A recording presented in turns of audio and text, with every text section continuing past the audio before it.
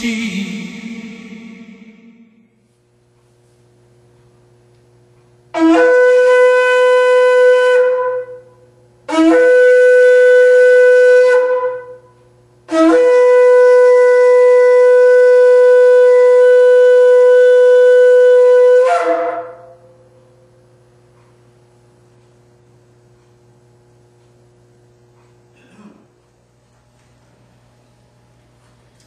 How do you rid yourself of bad dreams?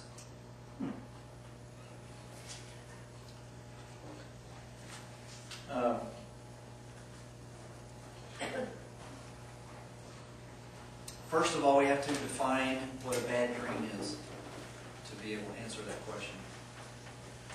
Because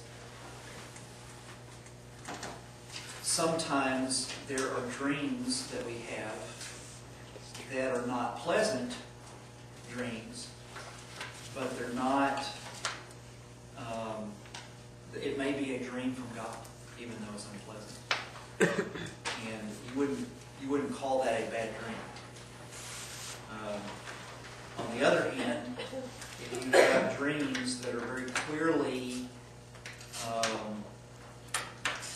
demonically inspired, in other words, when you wake up, you feel fear, or you feel dirty, or you feel something that is not, the feeling that you have is something other than a godly feeling. In other words, you know that that dream was influenced by sin or by something evil. Okay? That really genuinely is, and it may not be, the dream may not be scary or anything like that. It may just contain elements that's ungodly, and when you wake up you're going, man, I can't believe I dreamed that. Those kinds of dreams really would be classified as bad dreams. And if that's what is being asked, how do I stop having dreams that are influenced by the enemy or influenced by sin? That is, there's more than one element that plays a part in that. Number one, what is your personal life like? Are you engaged in secret sin? Because if you have sin in your life, if you're entertaining things of the enemy in your life, then you are leaving open a door that gives the enemy access to you in your dreams. And therefore, if you want those dreams to stop, that aspect of your life needs to be turned over to the Lord, and you need to stop doing whatever that is, that sin. Okay? You need to close that door.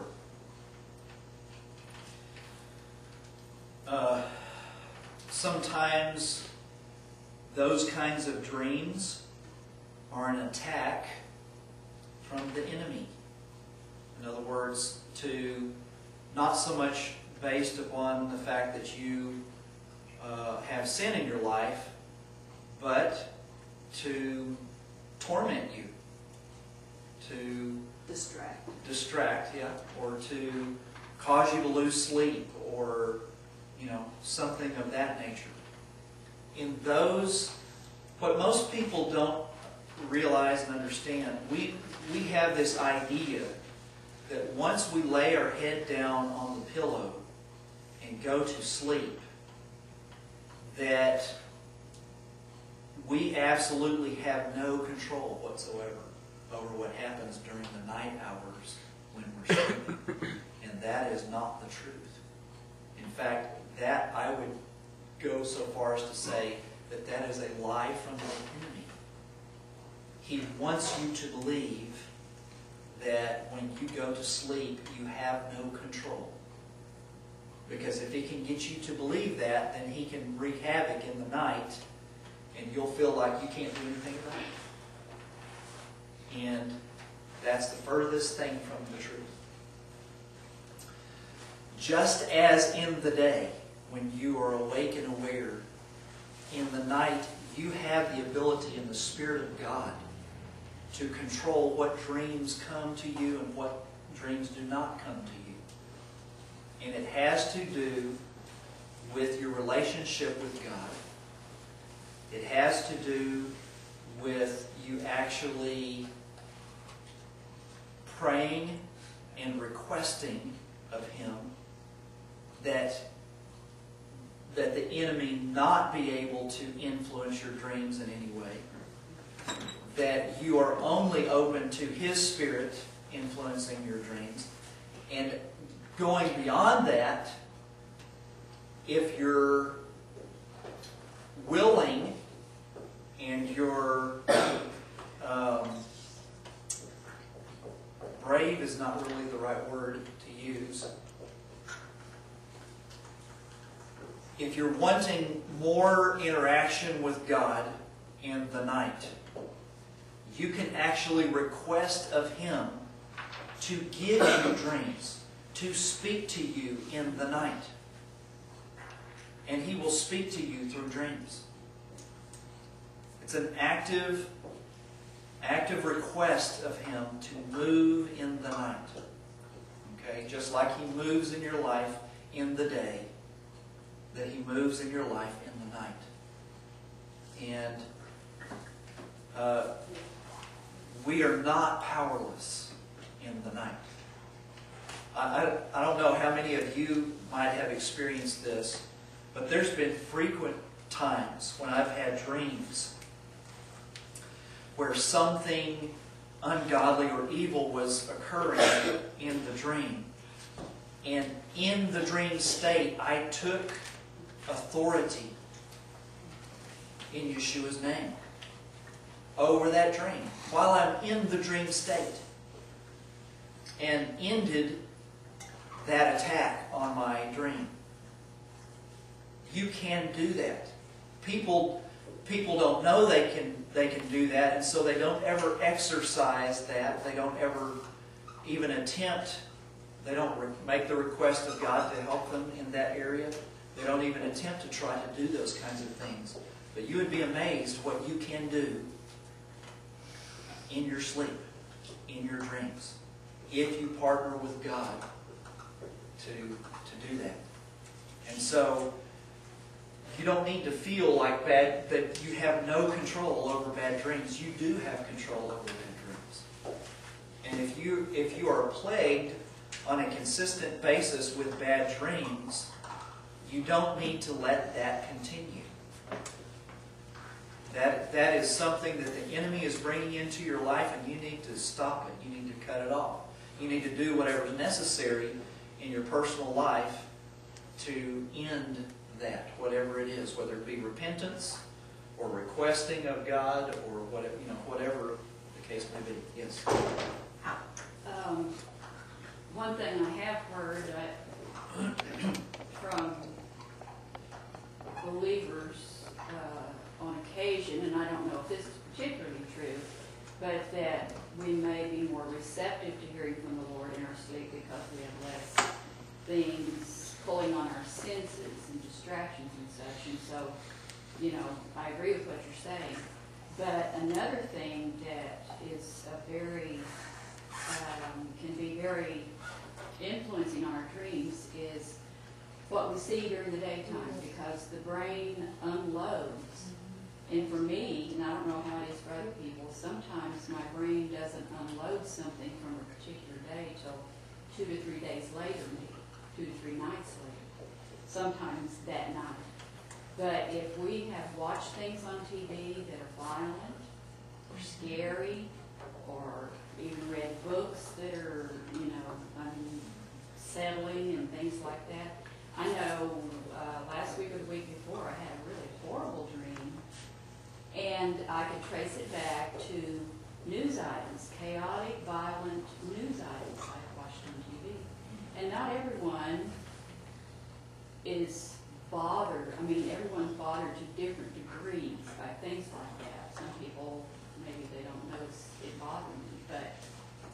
it bothers me a lot. And so I'm having to be aware of even what kind of things I'm watching on the news. So, Yes. Or did you want to say something before she asked the question? The only thing is, again, if you're dealing with these kinds of things, if you already have a problem with the spirit of fear, if you're already fearful, then you have to make sure not to, you attack the enemy on where he's attacking you about fear, but then you don't get fearful about what you're not doing or could doing, or someone who already has a predisposition toward being fearful can overdo all of these things. I'm not good enough, therefore I'm being punished. In other words, you end up with this circle in your brain of fear that's almost like a treadmill, where you're on this constant treadmill going down. Sorry, go ahead, ma'am. That's okay. If you have a dream and you're 99% certain this dream comes from God, how can you be 100% certain? In other words, are there differences to look for in the dream that can come from God and something that just would be from you? Perhaps more detailed in your dream than what you normally have, and you can remember that long time ago, as most things you forget. But during the morning, you don't remember what you dreamed at that night. Is that a way of telling, or are there other things? Well, those are certainly elements that would help you to determine whether it's from God or not. But usually, obviously, the obvious answer to that is a dream that comes from God is not going to have any ungodly elements in it. Okay? And a lot of times those kinds of dreams are confirmational of things that He's already speaking to you. Now sometimes, I've had dreams that were prophetic in nature. In other words, they were not confirmational. They were speaking of some future event that could or would happen. And but the main thing to do is, if you believe that you have had a dream from God, then the next morning, number one, you want to journal that dream. You want to write it down. Remember as many of the details as you possibly can. If the Holy Spirit reveals to you more as the day goes by, you go back and add those. But you want to ask the Lord, was this dream from you? And if this dream is from you, then I ask that you interpret this dream for me. Let me know exactly what this means and what you're trying to say to me. Because if the Lord causes you to have a dream, it's because He's trying to communicate something to you via your dream. And so if He has gone out of the way to give you a dream, then His desire is for you to understand what that dream means, because He's attempting to communicate. So, yes? Like if you share your dream with somebody else and they interpret it by a book or something, that's demonic. I'm sorry, what's the... Like if you tell somebody a dream, like somebody says if you dream of vehicles, that means you're going to travel. Okay. If you dream of something like an animal or something, they'll say it's something else, like, I don't know. All right. Well... They're trying to interpret it. Right. There are a lot of... There's actually several different methods of interpreting dreams, and over time, it's almost become a science in that they've studied enough people's dreams to become aware that certain symbols in people's dreams mean certain things. They've learned that because they've been able to link what's going on in that person's life with these particular symbols. So there are some people that are very good at the symbols in your dream. They've learned enough to know, well, that means this and that means that, and so on and so forth. I wouldn't necessarily say that that's demonic. I would say that if that is all you're relying on is a list of symbols in a book or something of that nature, that's not a good basis for interpreting dreams, especially dreams that come from God. You need to ask God what He meant by what He showed you, because He may have you see something in your dream that the book would say means thus and such, when He actually meant something completely different by you seeing that. Okay, and this is, I mean, it's the same thing as legalistic observance of the Torah versus relationship with God. Okay, the Torah gives us lists of rules and regulations, do's and don'ts, and so on and so forth. Okay, great principles. They're very instructive. They form a fence within which we can live without danger, and so on and so forth. But if every situation that comes into your life, you only base it upon your interpretation of just those lists, that list of do's and don'ts, there are going to be situations where you choose incorrectly because you didn't go to God personally and ask Him, what do you want me to do in this situation? Okay? And because every person is unique, and every person's situations are unique, and only God is the one who can tell us what we're supposed to do in a situation. Yes? The most important thing about talking about going and asking God about it, we have lost a lot of our understanding of what it means to be still. Our society is very entertainment oriented, and we're very visually and hearing oriented, to where everything is going very quick, to the point that us in the older generation now have a hard time going to the movies. The ones that have been created over the last couple of years are actually paced very rapidly because of the younger generation being trained visually and by their ears to pick up a storyline very quickly. And so those of us that are older are sitting there going, huh? Our faces are jerking all over the place trying to figure out what's going on. And unfortunately, when it comes, God has not changed. The movie industry may have changed. The training that the young people may now have to be able to pick up a storyline very quick may have changed. But God has not changed. And according to Scripture, there is a way. He is fully capable of communicating with you. But our habits get in the way. We go to God and we expect Him to be able to talk to us like flipping on the TV. And it doesn't work that way. There is a stillness that comes. And relationship with God is that stillness. You have to come to a point in your core being to where you're still, and then you're still the next day, and then you're still the next day.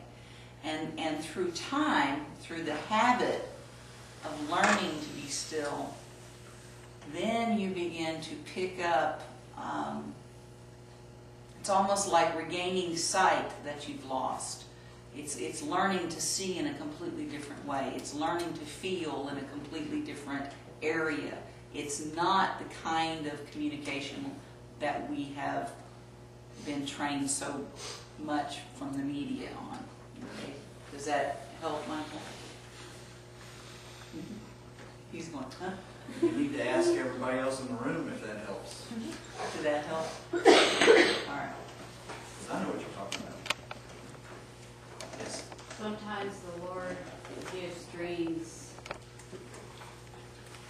only, and of course you have to go to the Lord and ask again, like you said, but a particular dream may only be a confirmation for someone else.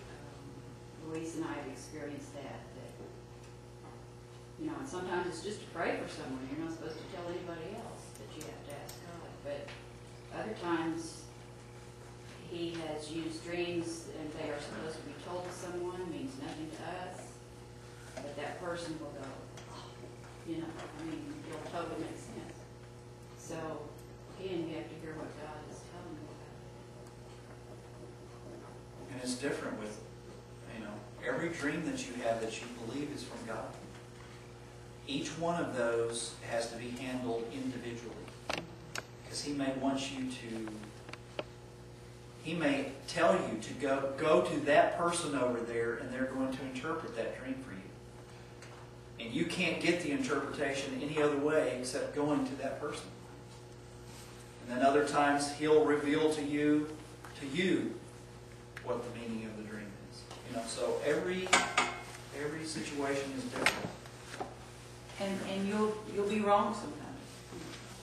Just flat out wrong. And you have to come to a point of forgiving yourself for the times that you're wrong, so that you are in a, it's like a baby falling down. If the baby fell down one time and said, oh, I fell down, I'm never going to get up, I'm never going to walk, it's bad, I'm not supposed to walk, God didn't mean for me to walk because I fell down, then that would be a real bad thing. Babies fall down, lots, they get up, they keep on going until they get stable.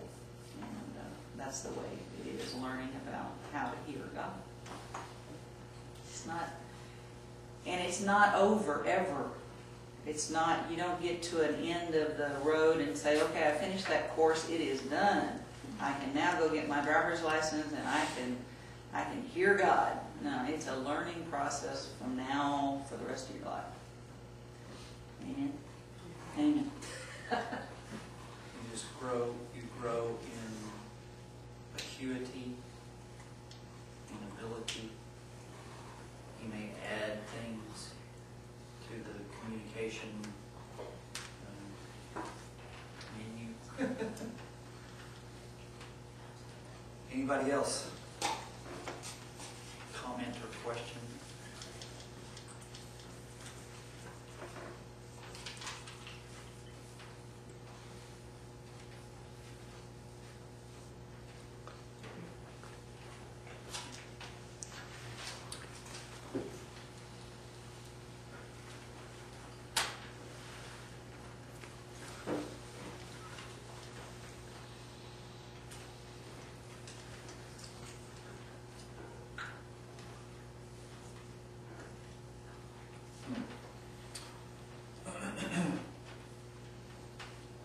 Should we ever reach a point of taking a piece or cell of one person and making or cloning another person?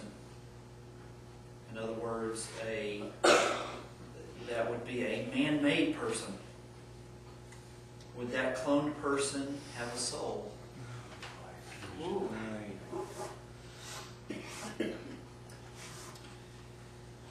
Well,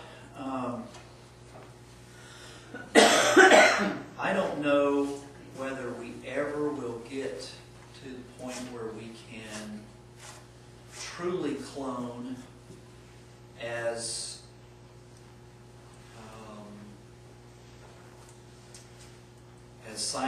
the cloning procedure in science fiction, the way they talk about it in science fiction. To date, what they have done is they have taken an egg and taken DNA from another animal or whatever, spliced it into the DNA of the egg, and then fertilized the egg. And so, really, and that's not really truly cloning. That is manipulating the DNA or the genetic structure of an egg, okay? the true cloning process that is so popular in science fiction is you take the DNA of one person and you create an identical replica of them without any outside influence from something else. And see, in the current condition, we're using an egg that someone else, a woman, produced, and we're using the fertilization from a man that he is producing in order to make this happen. So we're introducing outside elements into the process, so it's not true cloning. So if you take a human egg and you take human fertilization, no matter what you do genetically to the egg, it's still going to make a human being, okay, which is going to have a soul. Now, if we possibly ever could get to the point where we did true cloning, I'm not sure that the clone would live, because we would be trying to create a new life where that process and that function is a God thing only. We don't have the ability to take the dust of the ground and make a human being and then breathe life into that human being. We don't have that ability yet. And so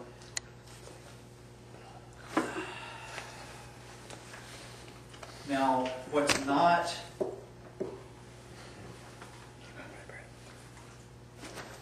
well, I guess it is implied in the question,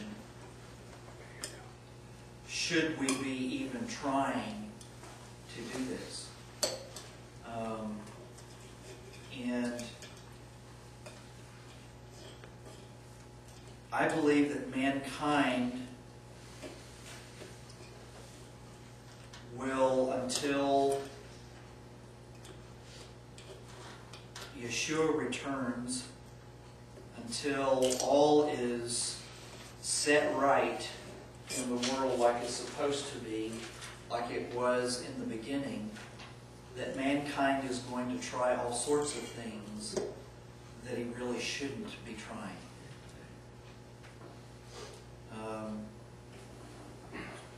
We as humankind will always try to stretch ourselves into a place of being and playing God.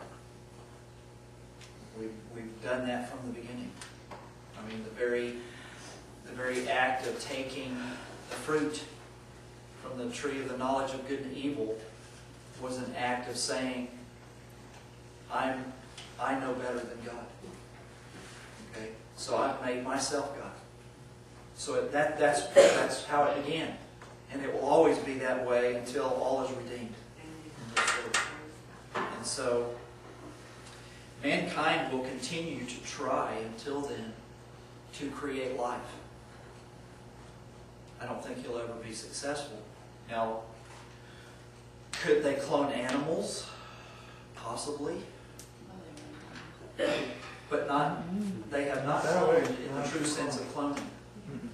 All we've done to date is we've taken an egg, genetically manipulated it, and then fertilized it and came out with something that was genetically manipulated. That's not true cloning. The reason I say that we possibly could actually clone an animal is because an animal doesn't have a spirit. And but even that is questionable. I don't even know if that would work. So anyway, that is a it's an ethical and moral issue, and there's a lot of debate on that issue. Does anybody else want to say anything in regards to that, or ask another question?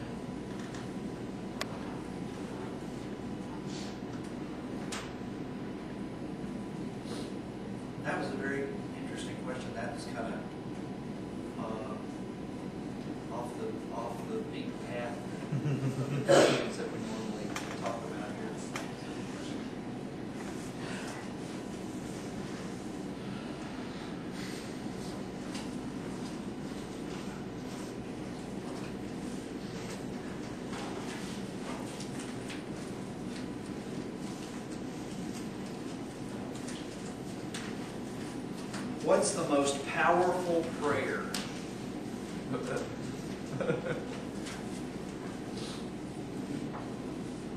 I'm going to open this up you guys to answer first.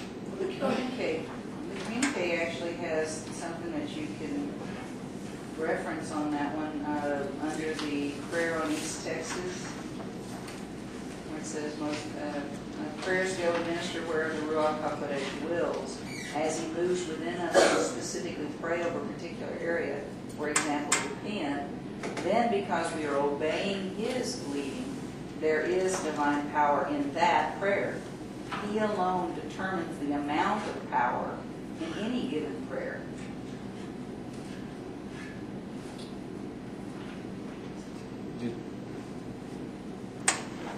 If the person here is listening, sorry I laughed, but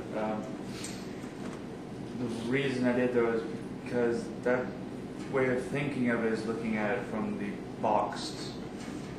By now, this type of prayer, and you have the most powerful prayer, because it's basically formula. That's a way of looking at formula. Typically, if you try to look at it that way, and you can't look at it that way, because where God is the most powerful in one moment, He'll shift over to something else and be more powerful in something completely different.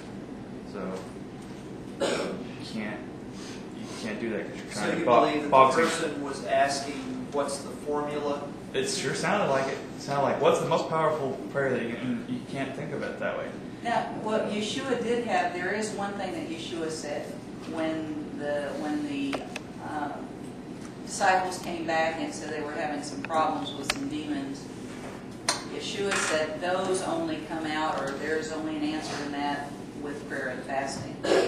So there is that kind of significance that we have some scriptural reference for. Louise? Well, when I first heard the question, the most powerful prayer, first thing that came to my mind was the motive of the heart. That would be one factor. Yeah. Because if your heart, Why are you wanting to know what the most powerful prayer is? Are you trying to manipulate a situation? Or a person? If you're trying to manipulate a person or a situation, your prayer's wrong. The most powerful prayer is the prayer that God tells you to pray. That's right. If He speaks to you and He says, I want you to pray thus and such for so-and-so, and you pray it, that is a powerful prayer. Because it hits the target of the bullseye. You're praying according to His will, according to what He has directly spoken to you to pray.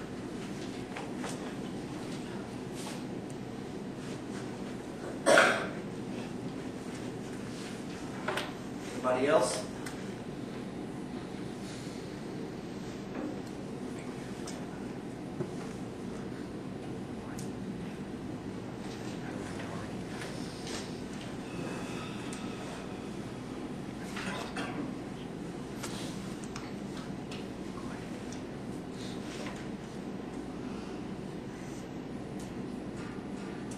There's actually two questions, one on each side of the paper here, so.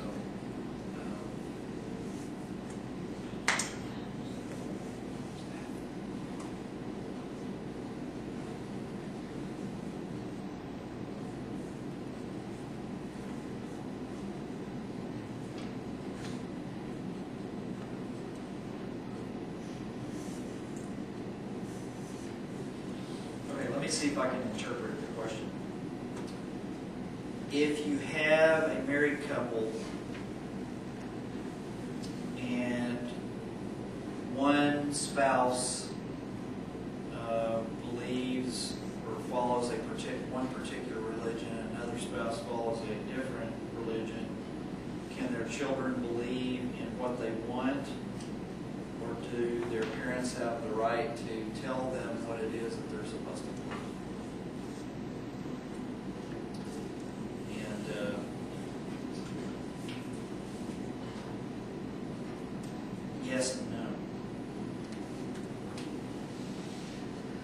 up until a certain point in the life of a child, the parent is going to have great influence on what they do and don't do and where they go.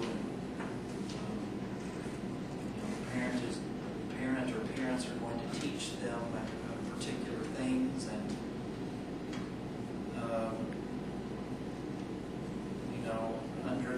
in this condition, you've got two possible scenarios. You've got two people who radically disagree with one another and argue constantly over what they believe, and that is going to shape a child in a particular way. And then you have the other scenario where the two people are amenable to one another, and they agree that they're not going to make a big deal about what they believe in their family, and the child's going to learn a completely different thing that way. Okay. But ultimately, obviously, once the child gets to a certain age, before God, minus any kind of religious influence or parental influence, that child is going to have to make a decision for themselves before God as to what they're going to do religiously or spiritually before God. This is basically what you said, just in a kind of different way. It's basically what you said, but in a different kind of just a different angle of it. Is basically even when you're younger, the key words they said was influence, do, or not do. That actually does not have to do with your beliefs. Obedience doesn't necessarily have to do with your beliefs. There's actually a lot of things growing up with these two that they told me to do and not do that I actually disagreed with them. I understood why they told me what to do, and I love them for it, and I thank them for it, but I didn't agree with them. My beliefs were different than theirs. So, what you believe, you are a human being. What you believe is within you. And no age, there's no age difference for that. You can either believe what your parents believe or not believe what your parents believe. And that is in you.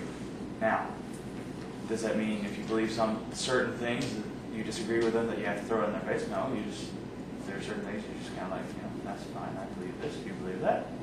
Just like any other human being. And so, and that's in every single child, actually. Okay, give an example of times where your dad would believe one thing and I believed another, and you were hearing both.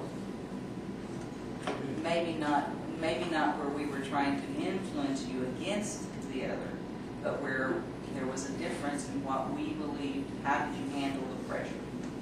What did you do? It wasn't actually too many big things. Okay, just use your imagination. Put your toys away. What? Put your toys away.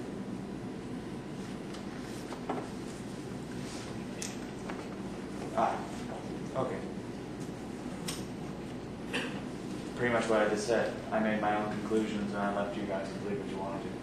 And, one of them is the idea of marriage and children toward the millennial kingdom for believers versus that all believers will have new bodies. Dad believes that by that time believers will have their new bodies, and you may have changed, I don't know. Will have their new bodies, and those who are unbelievers who are living on the earth will be the ones marrying and having children. Whereas she believes that believers will still be married and having children at the same time. And I pretty much came to my own conclusion, which was, I will see. I don't really know. I don't really care. So, and it just, but it was along the lines of, this is what I believe. I actually tend more toward my mother's viewpoint, but I can see where my dad's coming from. But it's along the lines of, I can't say she's right. I can't say he's right. So, And it wasn't a salvation and it wasn't a salvation issue. It was just an issue of, this is how I see it. This is how I've read it. This is how I look at it. So I can't even say I'm right. yeah. So. Now, well, we have to either. But now, if Nathaniel, can you use your imagination? If your father was a Muslim and your mother was a Christian? It's hard. Well, first of all, I would be a very different person. That's true. And my ideas of having a mind of my own would be very different. But if I could transpose who I am now into a person like that, I would have to say, once again, it would be I'd be obedient. I'd do what I was told to do, just as long as it did not totally and completely counteract my true beliefs within who I was. If it actually went against what I truly believed as a person, then I could not do it. And I would take whatever came because of it, but it'd be like, I stand for my beliefs. And there have actually, not that harsh, but there have been a few things that have been like that in my life, but not to me. But that's really what it'd be. It'd be like, if this is not going completely against this, I'll go with it, just keep the peace. And, but if it actually went to the very core of who I was, then it'd be like, no, I'm sorry, I cannot back down on that. So, that's pretty much what it'd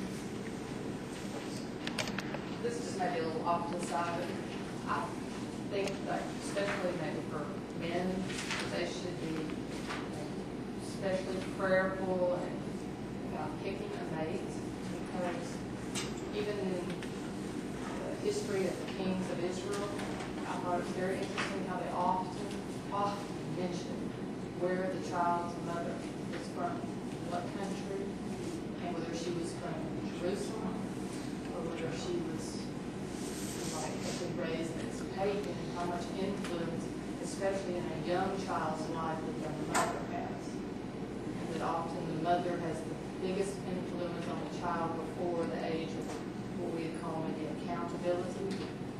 And that the fathers a lot of times were busy with work, jobs, or whatever kingly duties and everything. The influence of their mother was very. Their father may have been a godly man, but if their mother was not a godly, believing person, it could be dire. And then you would have, like, the sons, if their father was evil and their son be a godly king, if you look back to who their mother was. Or maybe if the mother was the daughter of one of the priests. That's just, and I just think it's important that a man pick out a godly woman, that it is a very important decision. And a lot of times men are the ones who ask the woman in marriage. It's not, and the woman is the one who, yes, I will, or I won't, or whatever. It's I agree.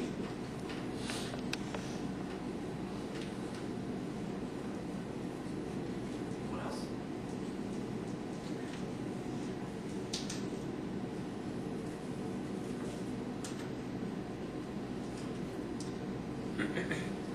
All right, next question. Why does the devil come out at all? That's a good question. Because you believe in some lies.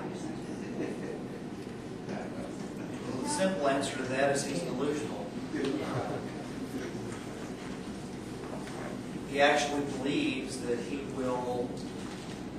has the ability to overcome God in some way. I don't know how he believes that. Otherwise, he wouldn't keep striving and working towards that end.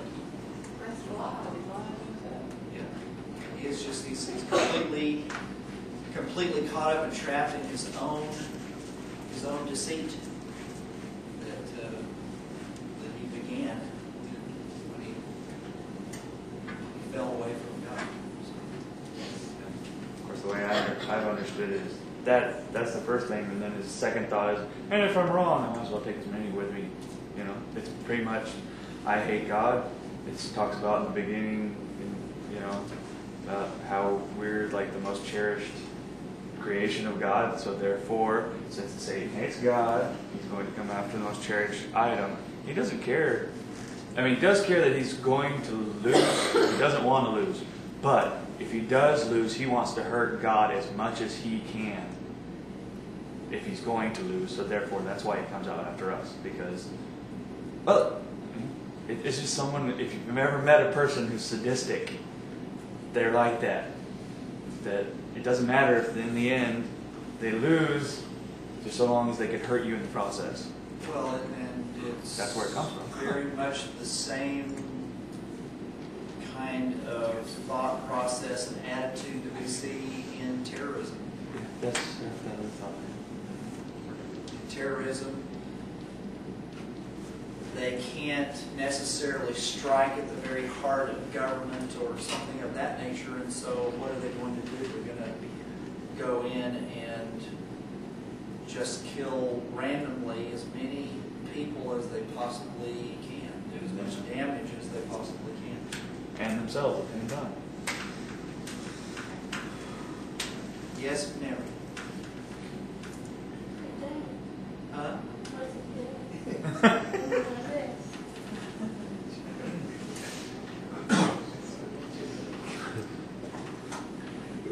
I think that there's still there's some things somehow concerning the enemy that we just flat out don't understand. We know that God is a God of redemption.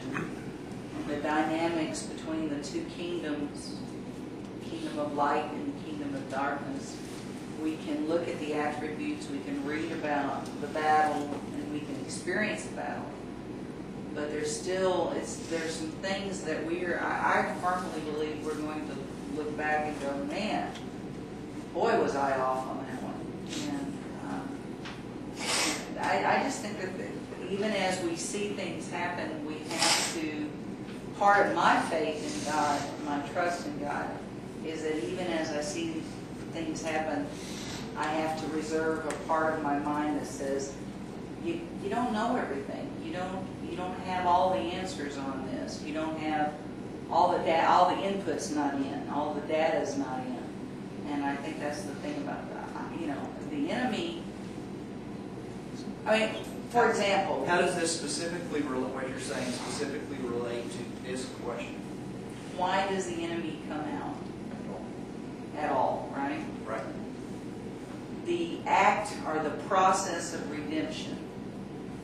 God, who is in control of everything, God who created everything, He is in control of everything.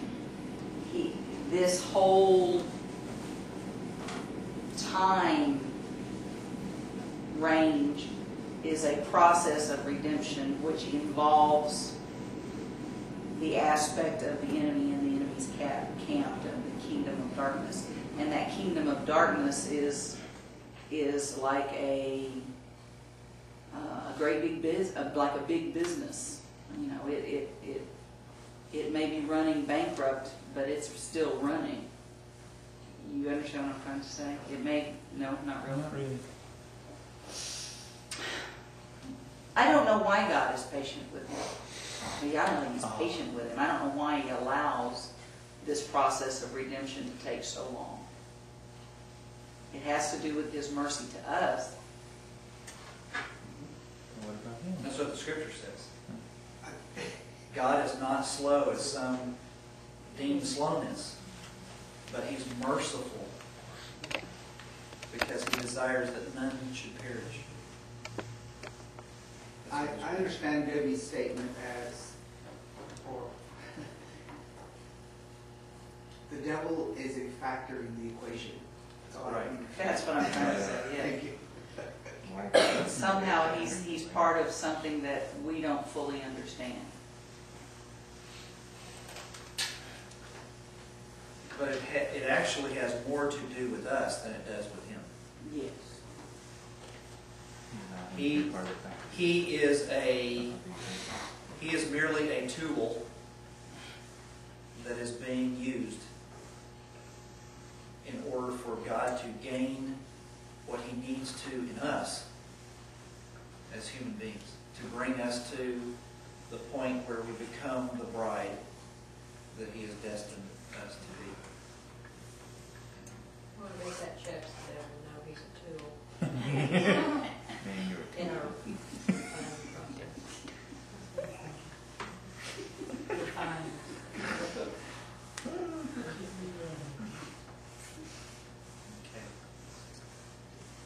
Anybody else?